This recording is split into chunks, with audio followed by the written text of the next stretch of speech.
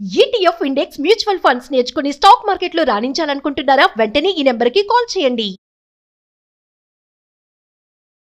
నమస్తే, welcome back to Suman TV. ప్రస్తుతం మనతో పాటు ఉన్నారు legendary award winner, analyst and TEDx speaker, realtor oxygen founder and CEO doctor Nandi Rameshwar Rao గారు. సార్తో మాట్లాడదాం.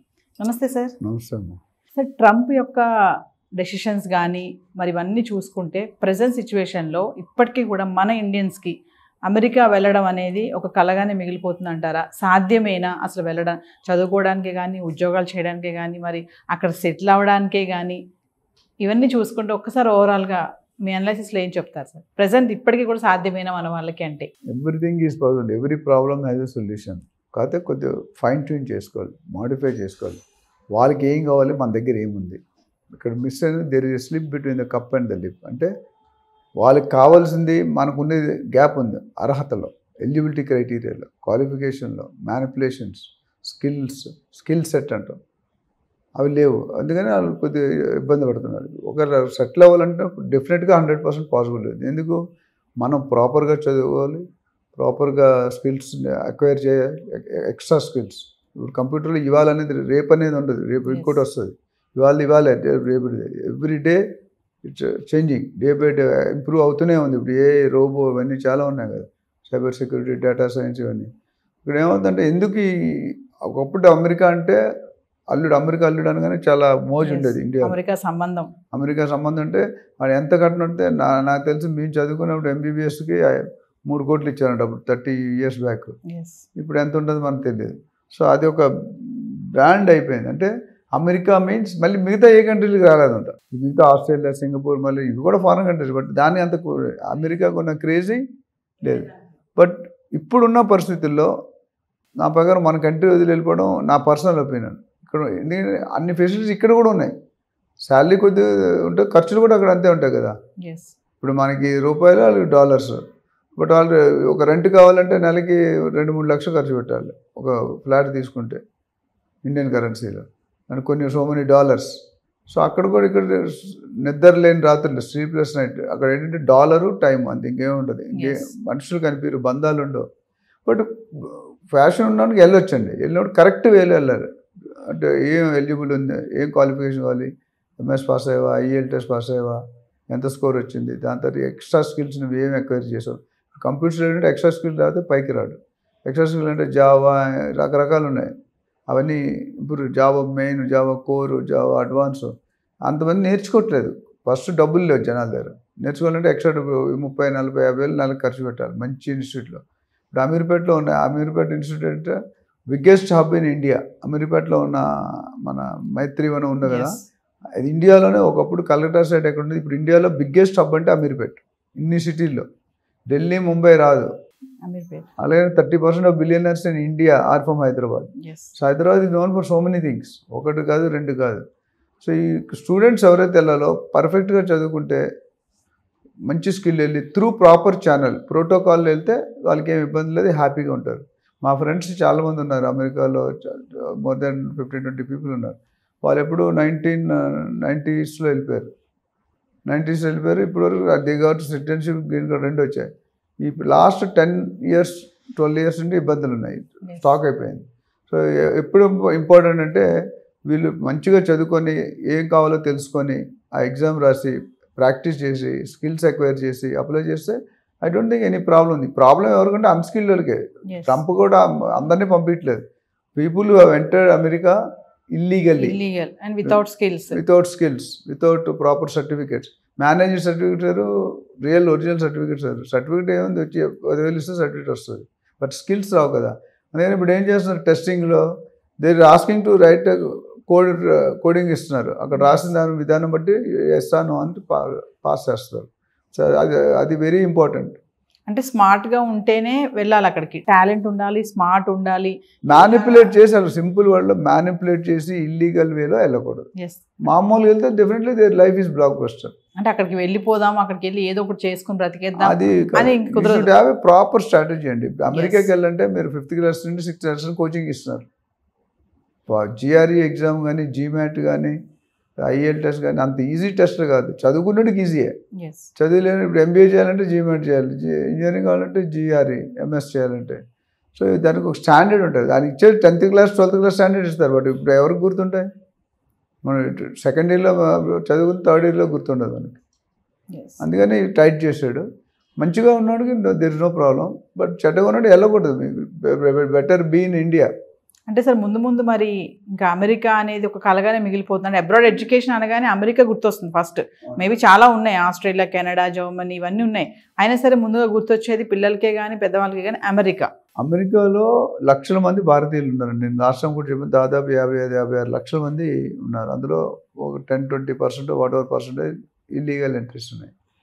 వీళ్ళు అమెరికా వెళ్ళాలంటే తప్పులేదండి. కరెక్ట్గా నేను మళ్ళీ అదే చెప్తాను, మీరు go right way, right process. అక్కడ వెళ్ళి సెటిల్ అవుదాం, అక్కడ వెళ్ళి ఎత్తుకుందంటే యూఆర్ రాంగ్. ఎందుకంటే మీరు వెళ్ళే విధానం కన్సల్టెంట్ ద్వారా డబ్బులు ఇచ్చి మేనేజ్ చేసి వెళ్ళిపోతున్నారు. అది ఎంతకాలం అటు దిగిన తర్వాత మిమ్మల్ని ఎవరు రిసీవ్ కూడా చేసుకోరు. అప్పుడు ఏం చేస్తారు? సో కళం పోదు, ఉంటుంది. ఉన్నవాడికి పర్ఫెక్ట్ ఉన్నవాడికి ఉంటుంది, ఇల్లీగల్గా వెళ్ళినవాడికి ఉంటుంది. అంటే అక్కడ చదువుకొని మనకు ఉద్యోగాలు రావంటారా అక్కడ చదువుకున్న వాళ్ళకి?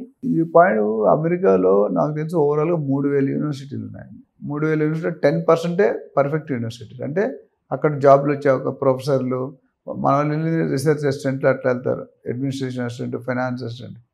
ఆ 2700 అనేది మ్యానిపులేటెడ్ యూనివర్సిటీ. అంటే ఆ సీట్ దొరికేస్తుంది, డబ్బులు ఇస్తే సీట్ వస్తుంది. ఇప్పుడు ఐఐటీలో డబ్బులు పెడితే సీట్ వస్తుందా? లేదు. ఐఏఎస్లో డబ్బులు పెడితే సీట్ వస్తుందా? రాదు. జనరల్గా ఎక్స్ట్రీమ్ వెళ్తే వేరు. ఇక్కడ కూడా ఎవరికైతే ఈ 300 యూనివర్సిటీల్లో దొరుకుతుందో వాళ్ళ లైఫ్ బ్లాక్ బస్టర్ ఉంటుంది. ఎవరైతే చిన్న చిన్న యూనివర్సిటీ పేరుకుంటే యూనివర్సిటీ ఎవరికి తెలియదు కూడా, లోకల్లో కూడా తెలియదు, అలాంటప్పుడు ఏమవుతుంది? మనం వెళ్ళి ఇబ్బంది పడతాం. జాబ్స్ రావు. జాబ్స్ అంటే ఎక్కడ దూరంగా ట్రావెల్ చేయాలి. ట్రావెల్ చేసినట్టు తెలిసిపోతుంది నువ్వు ఎక్కడికి వెళ్తా, రోజు అక్కడికి. యూనివర్సిటీ దాటకూడదు. డ్యూటీలు అనేది క్యాంపస్లో చేసుకోవాలి. ఇంకా చూసుకుంటే సార్ మన ఇండియన్ ఫ్యామిలీస్ కూడా చాలా మంది స్థిరపడిపోయిన వాళ్ళు ఉన్నారు. మరి అలాంటి వాళ్ళకే కానీ ఇప్పుడు ట్రంప్ తెచ్చే నిర్ణయాలు కానీ, నావిగేషన్ కానీ, ఇల్లీగల్ ఇమిగ్రేషన్స్ కానీ ఇవన్నీ కూడా ఎఫెక్ట్ చూపిస్తాయంటారా ముందు ముందు? అదేనండి, రూల్స్ ఫాలో అయినట్టుగా ఏం ప్రాబ్లం లేదు. రూల్స్ ఫాలో కానట్టు డెఫినెట్లీ 120% ఇంపాక్ట్ ఉంటుంది. So you have to follow the right పద్ధతి. కంట్రీ పేరు కూడా మీరు చేసే మంచి పనికి మంచి పేరు వస్తుంది, చెడ్డ పనికి చెడ్డ పేరు వస్తుంది. అంటే వచ్చామా, చదువుకున్నామా, వెళ్ళిపోయామా అన్నట్టు గోల్తో వెళ్ళాలి. పిల్లలు ఎవరైనా వెళ్ళాలనుకుంటే they should have a concrete plan. Concrete అంటే సిమెంట్ అంత గట్టిగా ఉండాలి. ఇవాళ ఒకటి రేపు ఒకటి వెళ్ళినట్టు అంటే వర్కౌట్ కాదు. అందుకనే ఇప్పుడు ఐఐటి కోసం కానీ ఎంఎస్ కానీ 6th 7th క్లాస్ ఓరియంటేషన్ మొదలుపెట్టారు. ఇప్పుడు కొన్ని కాలేజ్ స్కూల్లో కూడా కంప్యూటర్స్ కంపల్సరీ చేస్తున్నారు, మిగతా సబ్జెక్టులు తీసి. స్పోర్ట్స్ కానీ హెల్త్ వైజ్ కానీ కొన్ని టాపిక్ మాకు ఉన్నప్పుడు లేవు. మేము చదువుకుంటే అన్నీ లేవు. కంప్యూటర్ అంటే ఎవరికి తెలియని కూడా తెలియదు. మేము కంప్యూటర్స్ చదువుకున్నప్పుడు పాస్కల్, ఫోర్ట్రాన్, బేసిక్ అని ఉండేవి. అవి పేర్లు కూడా ఎవరు తెలియదు. మేము చదివినప్పుడు బయటకు వచ్చిన అవి వాల్యూ పోయింది, మారిపోయాయి. ఇప్పుడు అలా లేదు. ఎవ్రీడే ఇంప్రూవ్ అవుతుంది. ఏ వచ్చాక ఇంకా స్కిల్డ్ మ్యాన్ పవర్ అనేది ఏఐని మేనేజ్ చేయగలరు. Artificial intelligence it's not that easy. So skill లేని వాళ్ళు డెఫినెట్గా they cannot survive for longer time. ఇప్పుడు చెప్పారు మీరు ఏ అన్నారు కదా సార్, ఇప్పుడు అదొకటి ఎఫెక్ట్ ఉంది బాగా అమెరికాలో. ఏ రావడం వల్ల కూడా కొంతమందిని పంపించేస్తున్నారు తిరిగి అంటున్నారు. అంటే కొద్ది టైం డెఫినెట్గా అది కరెక్ట్, బట్ కొద్ది టైం పడుతుందండి. ఎందుకంటే it's not just in initial stages. అందరూ జాబులు ఏం పోవు. ఎవరైతే ఇల్లీగల్ ఏరుతారో మొత్తం కొద్దిగా తగ్గుతుంది, ఇంపాక్ట్ అయితే ఉంటుంది. బట్ యాక్యురసీస్ పెరుగుతాయి, టైం స్పీడ్ పెరుగుతాయి. కంప్యూటర్లో మీనింగ్ ఏంటి? యాక్యురసీ. రెండింటి మన టైం తీసుకున్నది ఒక సెకండ్లో వచ్చేస్తుంది, ఫ్రాక్షన్ ఆఫ్ సెకండ్లో కొట్టగానే ఆన్సర్స్. మనం చేయలేం మాన్యువల్గా. కొన్ని రిప్లేస్మెంట్ అవుతాయి. ఇప్పుడు అన్ని రోబోలు వచ్చి అన్ని సర్వెంట్ పనులు కూడా రోబో చేస్తుందంట. ఇంక బట్టలతో కూడా రోబో చేస్తుంది. ఇంకేం మిగిలే మన దగ్గర. House wife or happy, switch on చేసి కూర్చొని టీవీ పెట్టుకొని సీరియల్ చూసుకుంటే సరిపోదు. సో ఫైనల్గా మరి ఎలాన్ మస్క్కి ట్రంప్కి కూడా కొంచెం విభేదాలు వస్తున్నాయి, పడట్లేదు అంటున్నారు. ఈ ఎఫెక్ట్ కూడా మన ఇండియన్స్ పైన ఏమైనా ఉంటుందంటారా? పాజిటివ్ చెప్పాలంటే నిజంగా గొడవలు ఉండొచ్చు, నెగిటివ్ చెప్పాలంటే ఇది డ్రామా అవ్వచ్చు. రాజకీయ నాయకులు పైన పేరు చెప్పి ఒక ఇద్దరు అపోజిట్ పార్టీస్ అసెంబ్లీలో కొట్టుకుంటారు, రాత్రి ఒకటే బార్లో కల్పిస్తారు. అది చెప్పలేం ఎవరని. డ్రామా చేయడానికి కారణాలు ఏంటంటారు? దేనికోసము? పబ్లిక్ ఓట్లు కావాలి కదా. ఇప్పుడు నేను చెప్పను, ఒక సీఎం ఇంకో సీఎం కొడుక్కి కాంట్రాక్ట్ జాబ్స్ ఇచ్చారు, బయట మాత్రం కొట్టుకున్నారు తెర మీద. ఏంటో ఏం మాట్లాడుతున్నాను కానీ. సో ఇవాళ ఈయన సీఎం, రేపు వద్దు ఆయన అవుతాడుగా, రివర్స్ అవుతాడు. సో కొంతమంది నిజంగానే ఉంటారు, కొంతమంది ఏమైనా కంపెనీ కారు. నాకు తెలిసిన మినిస్టర్లు IAS they don't use personal పనికి పర్సనల్ కార్సే వాడతారు. కానీ ఆఫీషియల్ డీకే అంతోనే ఒక ఆయన డిఫెన్స్ మినిస్టర్, ఆయన నడిచి వెళ్తాడంట. ఈ డజంట్ యూజ్ కార్స్, ఓన్లీ అఫీషియల్గా వాడతాడు. చాలామంది ఉన్నారు అట్లా మంచి లీడర్స్, కానీ వాళ్ళు హైలైట్ అవ్వరు.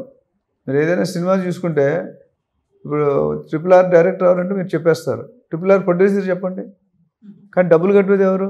ప్రొడ్యూసరే. ప్రొడ్యూసర్ కూడా ఎక్కడా లైమ్లైట్లో రాడు, పేరు తెర వెనకాలే ఉండిపోతాడు లైఫ్ అంతా.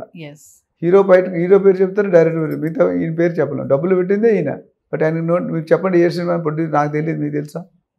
డైరెక్ట్ తెలుసు మనకి.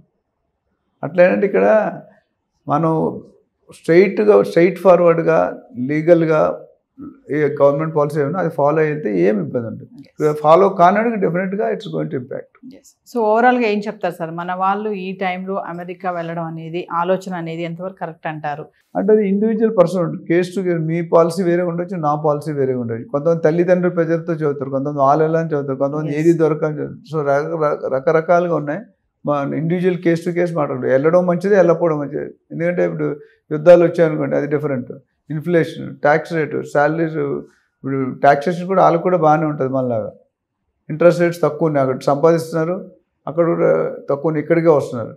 సో ఫ్యూచర్లో రాను కొద్దిగా స్టెబిలైజ్ అవుతుంది అనుకుంటాం, మొత్తం ప్రతి ఒక్క కామన్ ప్లాట్ఫామ్ వస్తుంది.